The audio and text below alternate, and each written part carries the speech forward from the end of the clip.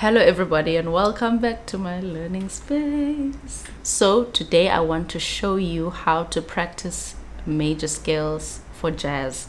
We do it so that we understand how to use the scale, we understand the chord functions within the scale, and I've compiled a few exercises that are going to help you to be able to understand the major scale, because I think the major scale is very fundamental with understanding harmony. And also in jazz we make use mostly of the bebop major scale for two reasons really. For harmonic movement, so you would have something like this. The passing step between 5 and 6 creates harmonic movement between 5 and 6, and also for improvisational purposes, where for the purposes of having the chord tones landing on the downbeat. So for instance, if I have a 2-5-1 in the key of G major, that would be A minor 7, D7 to G major 7. If I'm playing G major bebop scale, bebop major scale over this 2-5-1, you'll hear that the chord tones of G major will land on the downbeat.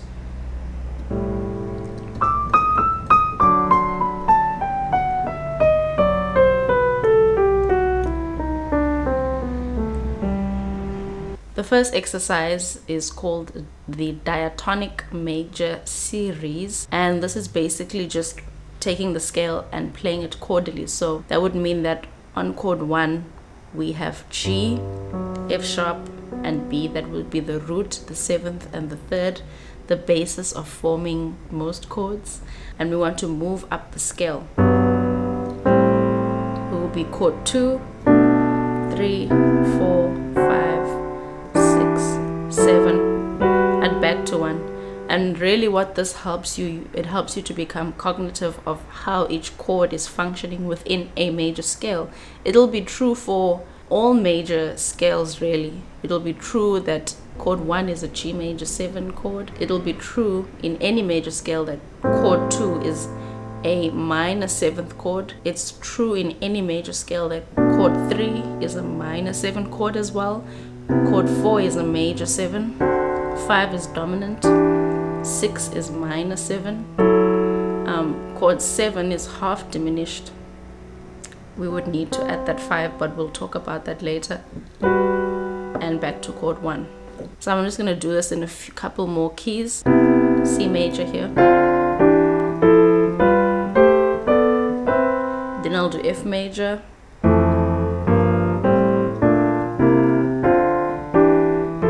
Let's do one more. B flat major. I'm just moving up in fourths. So root, 7th, 3rd.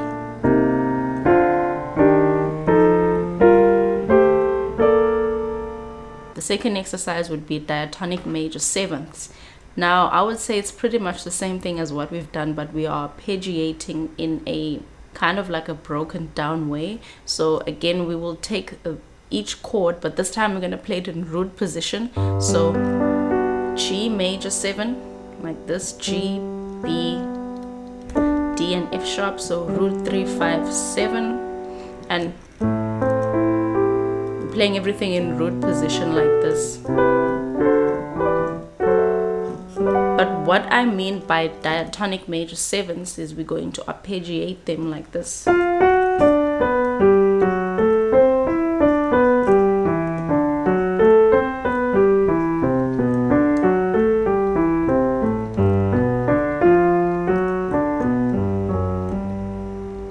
This can be useful when you want to play the major scale in a creative way, when you're improvising. For instance, since I'm in the key of G major, I have a 2-5 in the key of G major.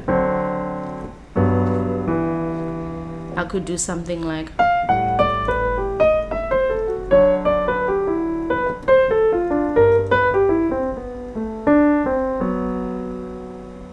let me do that in maybe another 2 or 3 keys. Here's B flat major. And what I'm doing is when I get to the next chord, so I'm starting on B flat major, then I go down to chord 7, come up via chord 6, up to chord 5. So I'm playing these diatonic 7s up and down, really.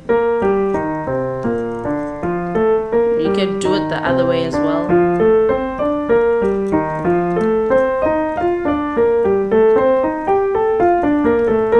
One thing I want to point out about this specific exercise, and when you're practicing jazz exercises in general, I think a lot of the time there isn't like a fixated set of exercises or skills one should learn for jazz.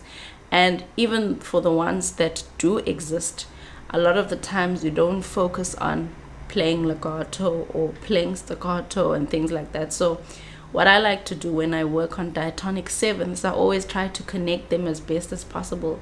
It's kind of like an opportunity for me to practice my fingering and my legato playing. So I would advise that you, when you practice these, you do them as legato as possible, as opposed to, because it's a trick actually from moving when moving from one chord to the next, but try your best to keep it as legato as possible. It really trains your fingers. Okay, exercise number 3, we've got enclosures. So enclosure basically means enclosing a note. So most of the time you'll find that you'll have a note, let's say it's G, and then you have a note above, let's say a tone above. It can either be a tone or a semitone above, and then you have a tone or semitone below, and then enclosing it to G. So something like, or it can be a semitone above. So semitone above, then semitone below, and we can do the same. And I've chosen enclosures because it's very prominent in jazz recordings, enclosures over a major scale, just as an exercise in general. Obviously when you're improvising, you're not going to you're not going to do it like the whole thing, but when you find an opportunity to enclose a note, maybe when you're landing on a note, it can be super useful. So as an exercise, we will do something like this.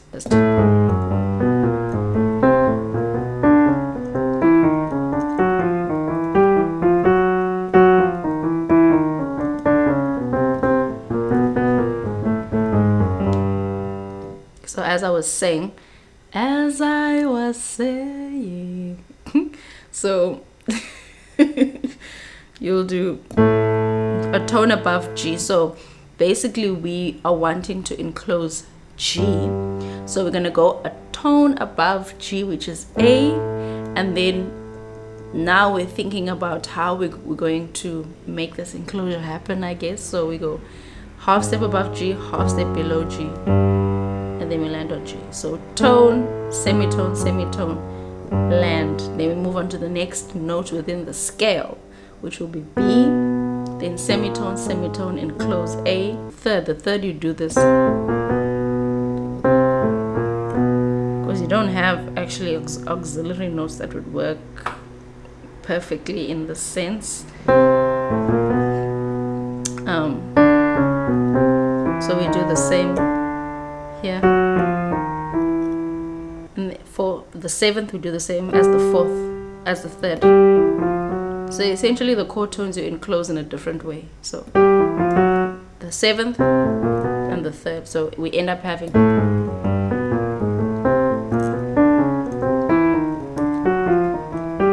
we come down,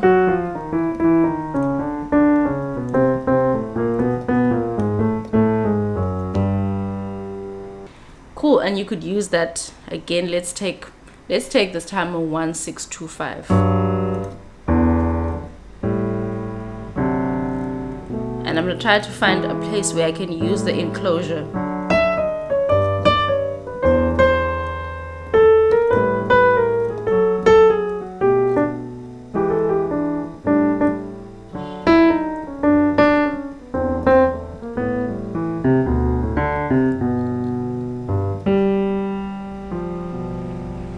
Okay, exercise number 4 is simply playing the bebop major scale in similar motion. as simple as this sounds, it's always probably the first thing you'd want to do. So when we have a bebop major scale, it's a normal major scale, which I think a lot of us would already know. But when we have a bebop major scale, we have a passing step between 5 and 6. So this is 5 and this is 6. So we're going to add the D sharp there. And simply what you're going to do is practice the scale in similar motion. I usually do it 3 octaves, sometimes 4, but I think for the minimum 2 octaves would be best. And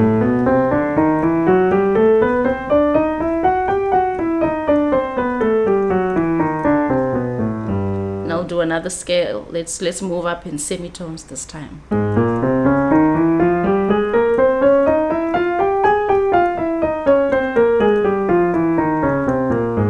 Then A,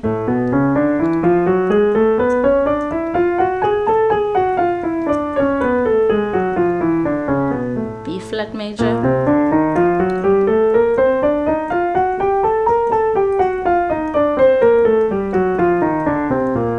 let's just do one more just because, yeah.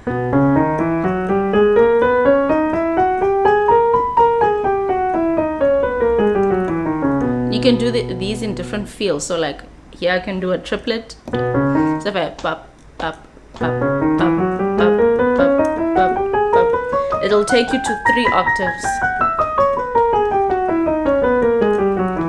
in the same amount of time. Okay, and then the last exercise that I have for you is actually a Barry Harris. I appreciate Barry Harris because he has such a heart for educating and such a heart for theory and harmony and relaying it to other people. So I really appreciate that about him. So if you know Barry Harris, you probably know this exercise. So this is the exercise. I'll explain it just now, so I'm just gonna play it so you hear what it sounds. Or you could do,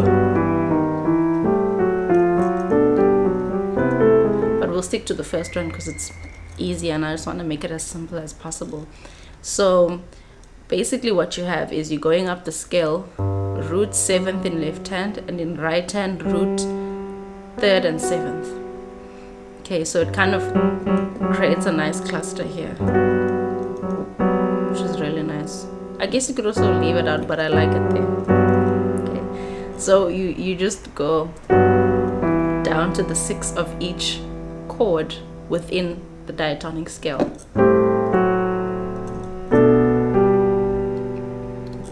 It's actually pretty straightforward. Just make sure that you keep the same voicing that you started with. So if I have, then here I'll also have root 7, 1, 3, 7. Here I'll also have root 7, 1, 3, 7. Come down to the 6th, root 7, 1, 3, 7. Come down to the 6th.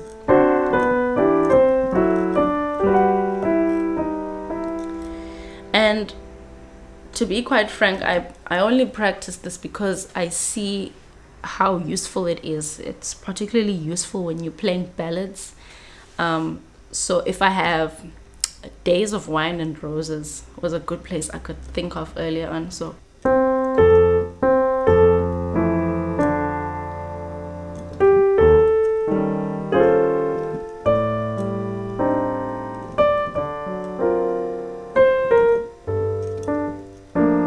you could do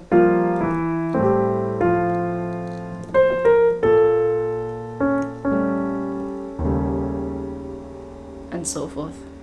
These exercises not only help you with improv and understanding or playing cognitively, but if you speed the tempos up as well, they can also really help you with your fingers, which I think a lot of the times, which I also think sometimes in jazz, it can be easy to neglect if you're not doing like classical work on the side.